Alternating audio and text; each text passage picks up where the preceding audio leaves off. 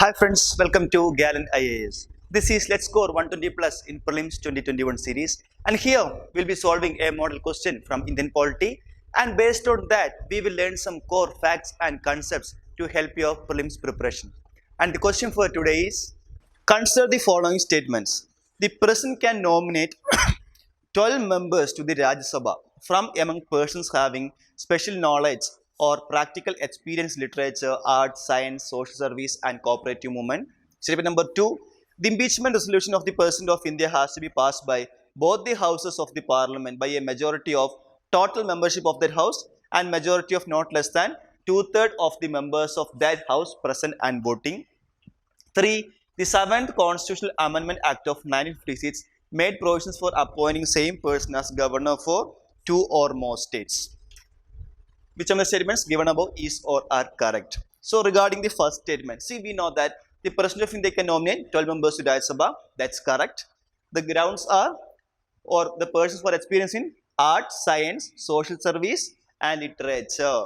See, cooperative movement, that provision is not there for nominating a member to Rajya Sabha. Cooperative movement, that provision is added for nomination to Legislative Council of States by the governor. I repeat once again, nomination to Rajya Sabha, the grounds are art, literature, social service, science. These four grounds, I repeat, literature, art, science, and social service. To Rajya Sabha nomination, person can nominate 12 members. But in case of Legislative Council of States having bicameral legislature, the governor can nominate from among art, literature, science, social service, and cooperative movement. So this cooperative movement provision is not there for nominating members to Rajya Sabha by the President of India, but there, based on these grounds, the governor can nominate persons to Legislative Council of States. So these differences you please take care. Fine. So our statement number 1 becomes wrong. See, like this manner, UPSC can trick you.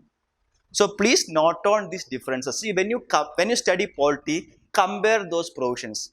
I always say in your classes, when you study president, compare that of governor as well as compare with the vice president of India. When you study prime minister, compare with the chief minister. When you study Supreme Court judges, compare it with the High Court judges. In that manner, make a comparison and learn always. So that will be helpful for you. Okay. So when you study Lok Sabha, compare it with Legislative Assemblies of State. When you study Rajya Sabha, compare it with Legislative Council of States. In that manner, make a comparative learning. Fine. So one is wrong here. Regarding 2, the impeachment resolution of the President of India has to be passed by both the House of the Parliament by a majority. See, you must note out the majorities upon which some officers are removed from our constitution. So regarding the removal of president, we called it as impeachment process. How the president is impeached, on which majority the president is impeached. See, the majority of two-thirds of the total membership of the house. I repeat once again, majority of two-thirds of total membership of the house. And this is the highest majority mentioned under our constitution. Right? So this majority is wrong. This is also a special majority only. But for removing or impeaching the person from office, this majority is required. That is the two-thirds of total membership of both the houses of the parliament. Then only the person can be impeached. Fine. So statement number 2 is also wrong. Similarly, you must note on based on which majority the vice president is removed, on which majority the Supreme Court, High Court judges are removed. So majorities are important for us from exam perspective. Again, the majority is required for amending a constitution. All those things, please take care. Fine. So 1 is wrong, 2 is wrong. Third statement says that the 7th Constitutional Amendment Act of 1956 made provisions for appointing same person as governor for two or more states. That's a correct statement only. That is, a single person can be a governor for more than one states, not an issue. He or she can also be the lieutenant governor or the administrator of adjoining union territory, also not an issue. That provision was made under the 7th Constitutional Amendment Act of 1956. See, some constitutional amendments are also important for us from exam perspective. Fine.